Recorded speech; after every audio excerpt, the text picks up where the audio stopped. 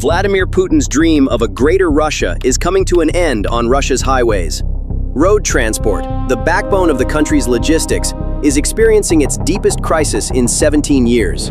Due to the fuel crisis, sanctions, and rising costs, nearly 7,000 transport companies are on the brink of bankruptcy.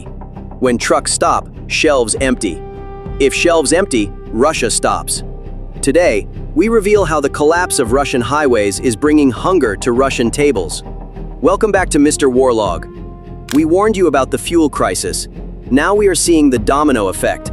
Trans.info is reporting a disaster. 7,000 road transport companies are on the brink of bankruptcy. This is not just a business failure, it is a national emergency. In a country spanning 11 time zones, trucks mean life. Trucks bring food to cities and medicine to villages. However, the truck transport sector is struggling under sanctions, fuel shortages, and a 21% interest rate. And the first victim is your dinner table.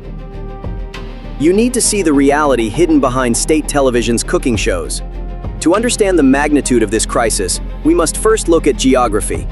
Russia spans a vast area of 17 million square kilometers. In this geography, logistics is not a luxury, but a biological necessity. Russia's railway network is extensive, yes, but right now, those railways are reserved for Putin's war. The wagons are busy transporting tanks, ammunition, and soldiers to the front. The cargo trains that used to carry food, medicine, and clothing for civilians have been replaced by war trains. That is why the highway was the last lifeline for the Russian people. The highways from Moscow to Siberia, from the Urals to Vladivostok, were the only artery keeping the country's civilian economy alive. But now, that artery is also blocked. Why? Mezha calls this the deepest crisis in 17 years. Mikhail Ustyuzhanin, president of Leader Trans, says fuel, maintenance, and salary costs have increased by 50%. Behind this lies Ukraine's strategic genius. Ukraine targeted Russia's soft underbelly, its oil refineries. Since the beginning of 2025, 21 of Russia's 38 largest refineries have been hit by Ukrainian drones. In particular, the distillation towers of giant facilities such as Syzran, Ryazan, and Nizhny Novgorod were destroyed. The result? Russia's refinery capacity has fallen by 17 to 20%. The country has crude oil, but no facilities to convert it into diesel for trucks. As supply decreased, prices skyrocketed. Diesel prices in Russia have reached astronomical levels compared to before the war. The price per liter jumped from 65 rubles to the 85 to 90 ruble range. On the black market, this figure exceeds 100 rubles. A truck's tank holds an average of 800 to 1,000 liters of fuel. This means that a driver has to pay approximately 70,000 to 85,000 rubles at once to fill up the tank. For transport companies, this is a death sentence. Freight rates have fallen by 33%, while fuel costs have risen by 20%. Companies are losing money every time they turn on the ignition. But the problem isn't just the high cost. It's that even if you have the money, you can't find fuel. The Kremlin has limited diesel sales to civilian trucks to 200 liters per vehicle to ensure the army's tanks have enough fuel. Picture the map of Russia, a geography spread across 11 time zones, where the distance between two cities can be thousands of kilometers. For a heavy vehicle operating at -30 degrees Celsius, which must never turn off its engine, 200 liters means the tank is empty. With that fuel, you'd barely make it from Moscow to St. Petersburg. A driver needs at least 1,500 liters of fuel to get from Novosibirsk to Moscow. What does the 200-liter limit mean? It means the driver has to stop every 500 to 600 kilometers, wait in line for hours, pay bribes, or buy fuel at exorbitant prices on the black market. This turns a 3-day delivery into a 10-day ordeal. Logistics speed decreases, driver costs increase, and vehicles wear out. The fuel crisis was the final nail in the coffin, but other factors also contributed to the grave. Western sanctions hit Russia's truck fleet. Spare parts for durable European trucks like Volvo, Scania, and MAN are unavailable. A fortune is paid on the black market for a brake pad or engine part. Half of the fleets are rotting in garages, waiting for parts. Cannibalism has begun. They are dismantling one truck to run another. Russian hauliers have turned to Chinese trucks like Sitrak and Shakman instead of European trucks. However, The prices of these trucks have doubled compared to before the war. Moreover, they are not very resistant to Russia's harsh winter conditions and break down frequently. The recycling fee for new trucks will rise to 3 million rubles in 2026. This is a complete disaster. Small companies are returning the trucks they rented because they cannot afford the payments. The investment model has collapsed. It is no longer profitable to transport goods. That's why they are stopping transportation. When trucks stop transporting goods, prices begin to rise. Let's talk about butter, the most absurd symbol of this crisis. Newsweek and the Moscow Times report that butter prices have skyrocketed by 30% to 50%. Why? Because the cost of transporting milk has doubled. Because imported palm oil is stuck at the border. The situation is so desperate that supermarkets in St. Petersburg and Moscow are locking butter in security boxes usually reserved for expensive alcohol or caviar. In Moscow, 2 men robbed a supermarket. What was their loot? 25 packs of butter. Now they face 10 years in prison. Just think about it. 10 years in the gulag for butter. Putin has reduced his people to such a desperate state. It's like Les Miserables, but in 2025 Russia. However, butter is a luxury compared to the humble potato, and even that is becoming unaffordable. Reuters reports on the rise in potato prices, which is hitting Russia's poorest hardest. Potatoes are the Russian people's survival food. If you have no money, you eat potatoes. But due to a shortage of drivers and high fuel costs, getting potatoes from the fields to the cities has become very expensive. The Borscht Index, which measures the cost of making a simple soup, is rising faster than wages.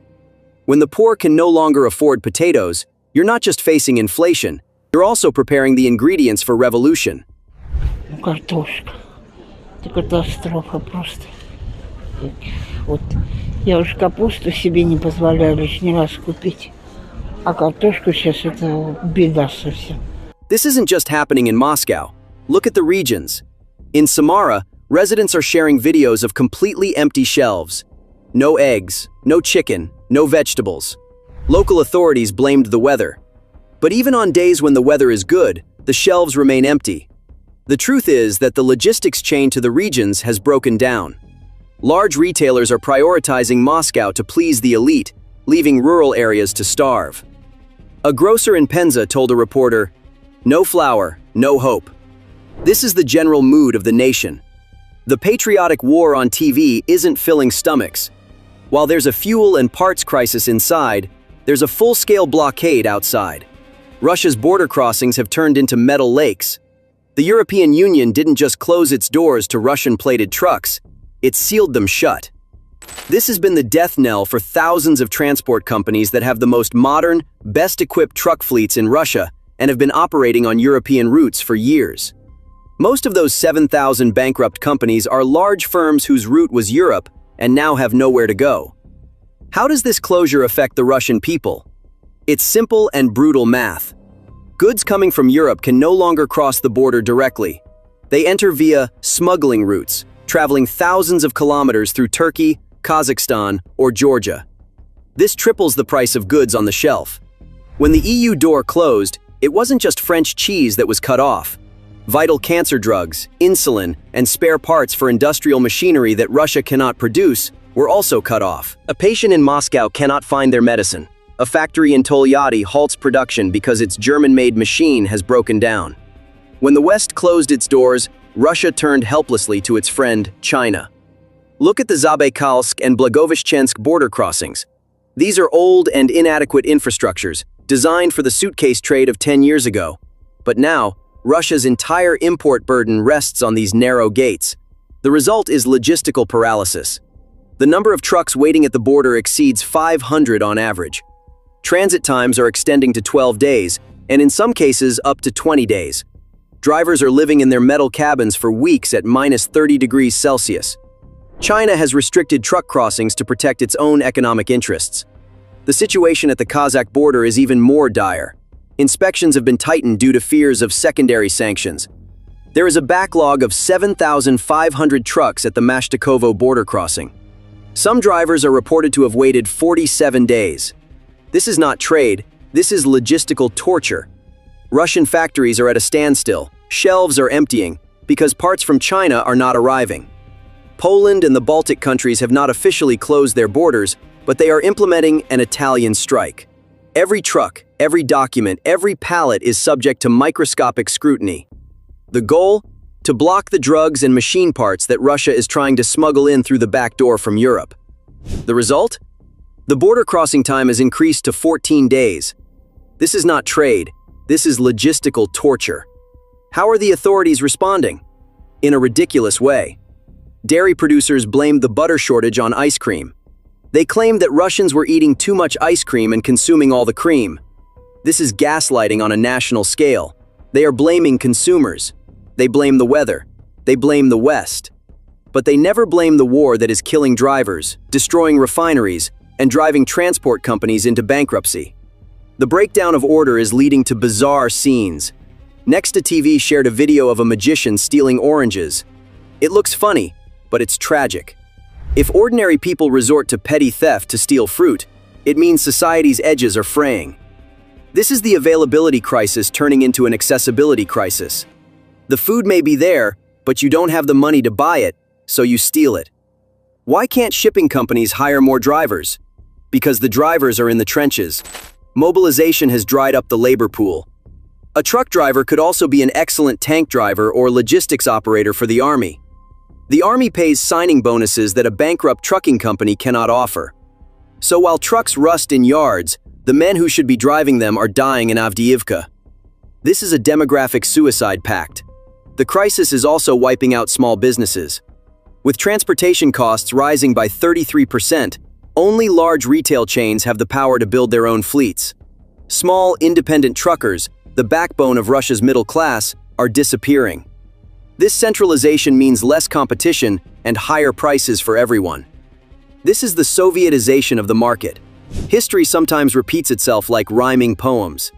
The scene we see today on Russia's highways and in its markets reminds us of a very familiar nightmare: the collapse of the Soviet Union. In 1990, it wasn't just Western democracy or nuclear weapons that brought down the Soviet Empire. What brought it down was distribution paralysis. That year, Soviet fields produced record harvests of potatoes and wheat.